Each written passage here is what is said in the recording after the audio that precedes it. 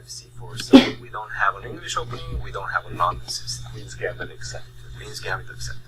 And Fabiano is actually defending that Queen's Gambit accepted in the showdown in St. Louis in his games with Grisham. And actually, it wasn't c4 that was the opening move. It was d4, d5, only now c4.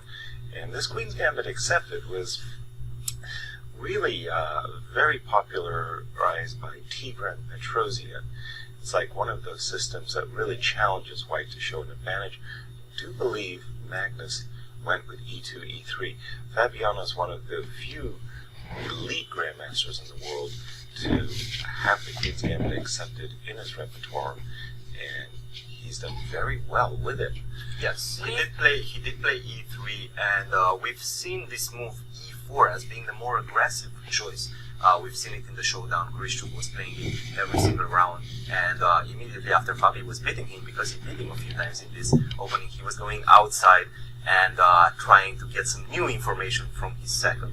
Kanchev, let's just close this for a second to show you the after e. Oh, my board wants to update itself. Exactly. But what I wanted to say is that this move e3 is a bit more peaceful.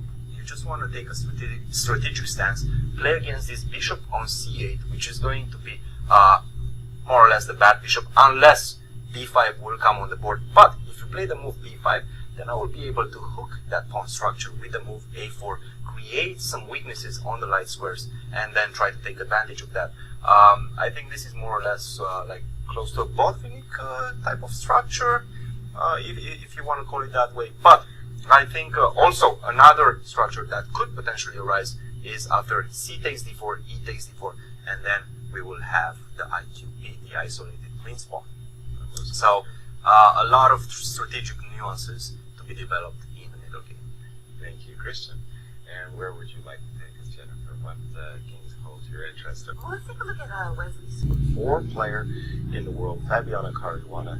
Fabi, of course, a candidate for the World Championship title next year, one of 8 players. He's playing the Queen's Gambit accepted, and the players very quickly went into a very typical Queen's Gambit accepted structure with this 4 versus 4 on the king side center, 4 versus 4, and then finally 2 versus 2 on the queen side. These positions, really, it's about who can control the opponent's pieces better. And white has developed this, what we would call a picket fence in the center, with his pawns on e4 and f3. The pawn on e4 and f3 blunt the bishop on b7, as well as controlling the knight on f6. So a little bit of a space edge for white.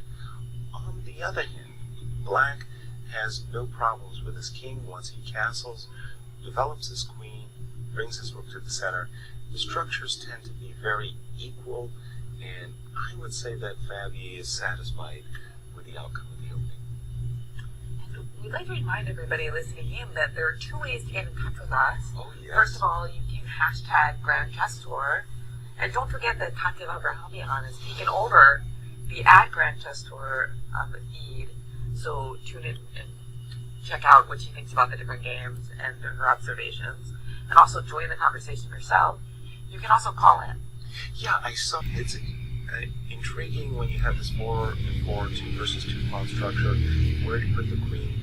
Put the queens not on the open files. In this particular case, queen f2, tucking the queen away, Magnus did. And he's looking to kind of gain some play along this diagonal. Queen b5 right first, rook to the c file, queen e7, and now this pawn on b5 is really annoying from white's perspective. It blocks this bishop, keeps these knights corralled, and Magnus said, no, I'm going to break up the team on the queen side. He went with the move a2, a4, which seems to suggest that he would like to see black advance the pawn b5 before attacking the knight, pushing the knight away from its position. I'm thinking that Magnus is going to drop back with this knight to a2, a little bit off sides there, but he has a very concrete idea. For example, if you follow up with a5, I'll play knight b3, attacking the bishop, also attacking this pawn on a5. After a trade, queen takes. Gotta be careful. Queen a7 hits this bishop, may round up this pawn on a5, and white would be for choice in that case.